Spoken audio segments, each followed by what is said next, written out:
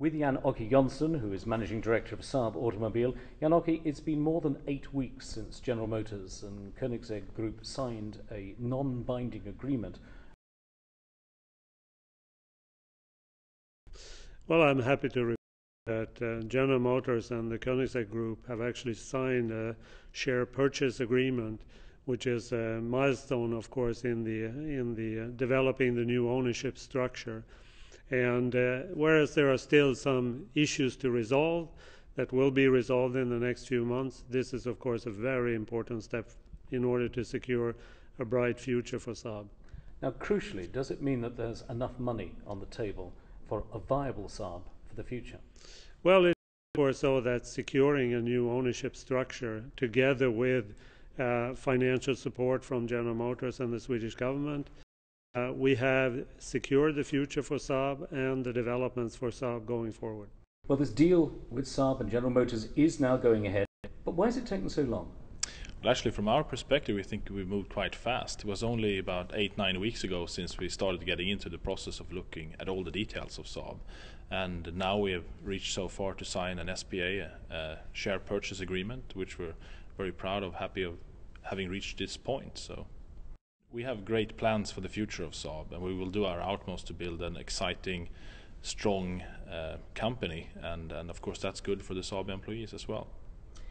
But when people hear the name Koenigsegg, they think of a small manufacturer of high-performance supercars, and it's a bit of a puzzle to understand how such a small company can take on Saab.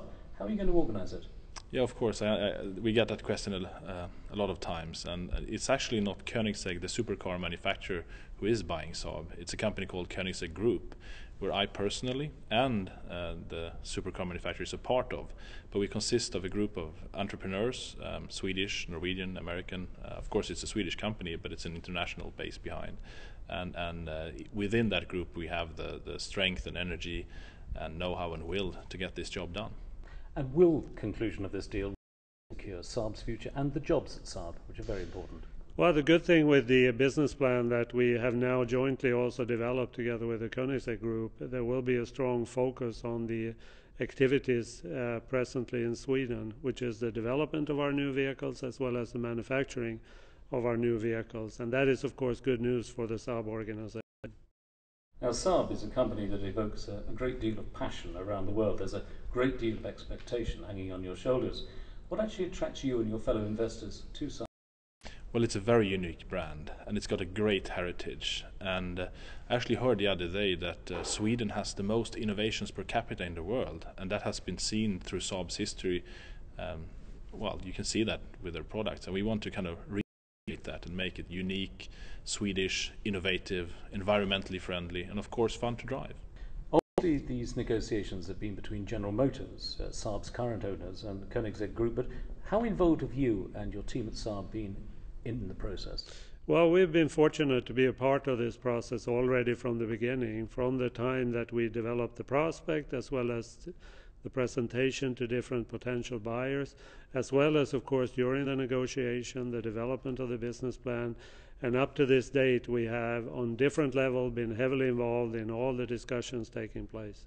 So, struck, but you know, of course, that the key for any car company is product, a new product. So what new cars are we going to see from the new Saab?